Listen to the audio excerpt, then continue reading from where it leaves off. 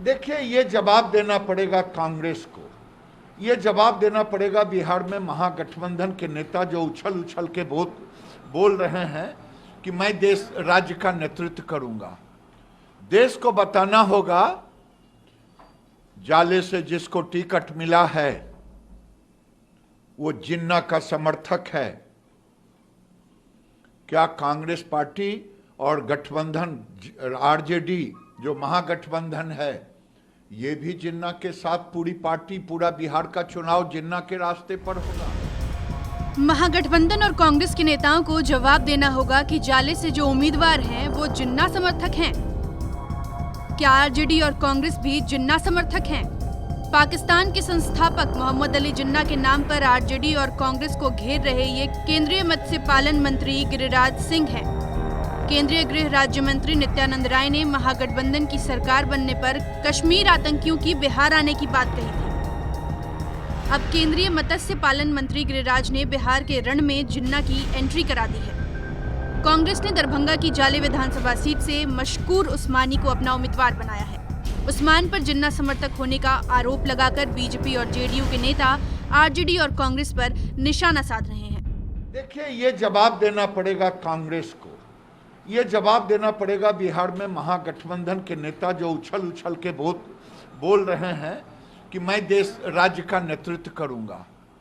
देश को बताना होगा जाले से जिसको टिकट मिला है वो जिन्ना का समर्थक है। क्या कांग्रेस पार्टी और गठबंधन आरजेडी जो महागठबंधन है ये भी जिन्ना के साथ पूरी पार्टी पूरा बिहार का चुनाव जिन्ना के रास्ते पर होगा? अगर जिन्ना के रास्ते पर होगा क्या इनका स्टार प्रचारक सर्जिल इमाम होगा? वोट के खातिर ये देश को कहां ले जाना चाहते हैं? वोट के खातिर कल बड़ा बुरा लगा था। आइए आपको बताते हैं कि ये पूरा विवाद कहां से शुरू हुआ। कांग्रेस नेता ऋषि मिश्रा ने जाले से उनका टिकट कटने को लेकर इस्तीफा दे दिया, लेकिन उन्हें अपना टिकट कटने का उतना मलाल नहीं था जितना मशकूर अहमद उस्मानी को टिकट देने का था।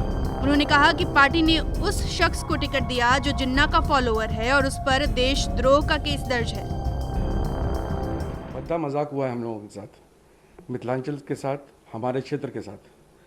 जनता दल यू छोड़ने के मेरे पास कोई और कारण नहीं था। मैं सिर्फ और सिर्फ जाले से लड़ना चाहता था, इसलिए मैंने जनता दल यू छोड़ी थी। और कोई कारण नहीं थे मेरे पास।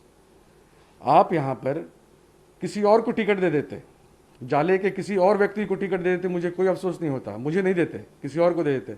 लेकिन जिन्नावादी आदमी को फोटो लगाता है अपने ऑफिस में, केस हुआ है उस पर, अभी भी केस हुआ है, बेल पे है वो आदमी। और मदन मोहन झा बोलते हैं कि सोनिया जी के कहने पर टिकट मिला। गांधी की पार्टी है ये, कांग्रेस पार्टी महात्मा गांधी की सोच की पार्टी है। जिन्नावादी मत बनाइए इसको। मेरा आग्रह होगा सोनिया गांधी से, अभी भी वक्त है कि हम लोगों को फिर से पुराने समय में आना है, मजबूती से आना है। तो हम लोगों को इन सब लोगों से, ऐसे लोगों से बच के रहना चाहिए।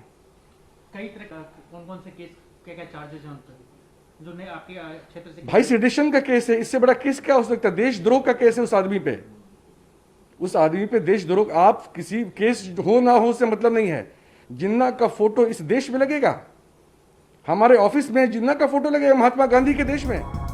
जेडीयू नेता अजय आलोक ने भी एलन मिश्रा के पोते ऋषि मिश्रा के टिकट काटने को कांग्रेस का अंदरूनी मामला बताया। साथ ही कहा कि जिन्ना को बिहार चुनाव में लाने के लिए कांग्रेस को कीमत चुकानी होगी।